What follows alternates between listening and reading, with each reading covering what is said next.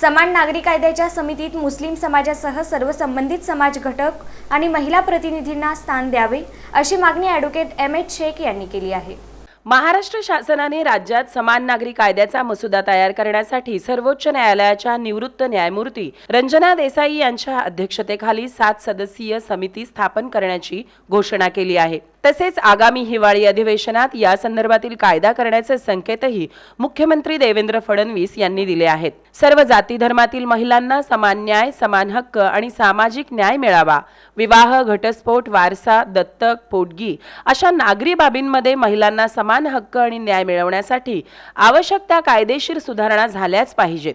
समान नागरी कायद्याच्या कोणत्याही चर्चेच्या केंद्रस्थानी सर्व जाती धर्मातील महिलांचे हक्क, स्त्री पुरुष समानता, सामाजिक न्याय आणि भारतीय राज्यघटनेतील धर्मनिरपेक्ष मूल्ये असली पाहिजेत। मात्र राज्य सरकारने स्थापन केलेल्या समितीची रचना पाहता तिच्या सर्वसमावेशकतेबाबत गंभीर प्रश्न निर्माण झाले आहेत।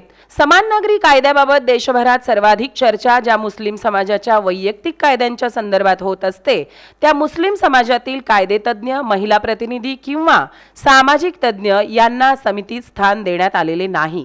त्याचप्रमाणे ख्रिस्ती, पारशी तसेच इतर संबंधित अल्पसंख्याक समाजांचेही प्रतिनिधित्व समितीत दिसून येत नाही। याशिवाय सर्व जाती धर्मातील महिलांच्या अधिकारांच्या दृष्टीने काम करणाऱ्या महिला प्रतिनिधींनाही समितीत स्थान देण्यात आलेले नाही। अशा महत्त्वाच्या विषयावर तयार होणारा कायदा व्यापक सामाजिक स्वीकार्यता मिळवायचा असेल तर त्याच्या मसुदा प्रक्रियेत सर्व संबंधित समाज घटकांचा सहभाग आवश्यक आहे। विशेषतः मुस्लिम समाजातील जाणकार कायदेतज्ञ, महिला प्रतिनिधी आणि सामाजिक तज्ञ तसेच सर्व जाती धर्मातील महिलांच्या हक्कांसाठी कार्य करणाऱ्या महिला प्रतिनिधींचा समितीत समावेश करणे अत्यावश्यक आहे। त्यामुळे कायद्यात महिलांच्या सामाजिक न्याय, समान हक्क आणि घटनात्मक संरक्षणांसंबंधी अधिक प्रभावी तरतुदी करता येतील। या ठिकाणी प्रश्न निर्माण होतो की समान नागरी कायदा करत असताना धार्मिक समानतेचा प्रश्न आहे की स्त्री पुरुष समानतेचा प्रश्न आहे। मुळात हा प्रश्न ज्या वेळेला विधानसभेमध्ये चर्चेला आला त्यावेळेला नाशिक येथील तिहेरी तलाकच्या संदर्भातील चर्चा झाली, काही मुस्लिम अल्पसंख्याकांच्या प्रश्नाबद्दल चर्चा झाली आणि मग त्याच्यातून उत्तर देताना गृहराज्यमंत्र्यांनी सांगितलं की मुख्यमंत्री महोदयांनी हा कायदा लवकरच आणण्यासंदर्भात सूचित केलेला आहे आणि तो आणला जाणार आहे। जर अशी परिस्थिती असेल की त्या ठिकाणी काही धार्मिक, काही सामाजिक वर्गांना त्याच्यामध्ये समाविष्ट करून घ्यायचं असेल तर त्या क्षेत्रामधील तज्ज्ञ व्यक्तींचा त्याच्यामध्ये समावेश असला पाहिजे, जे आत्ताच्या गठीत केलेल्या समितीमध्ये दिसून येत नाही।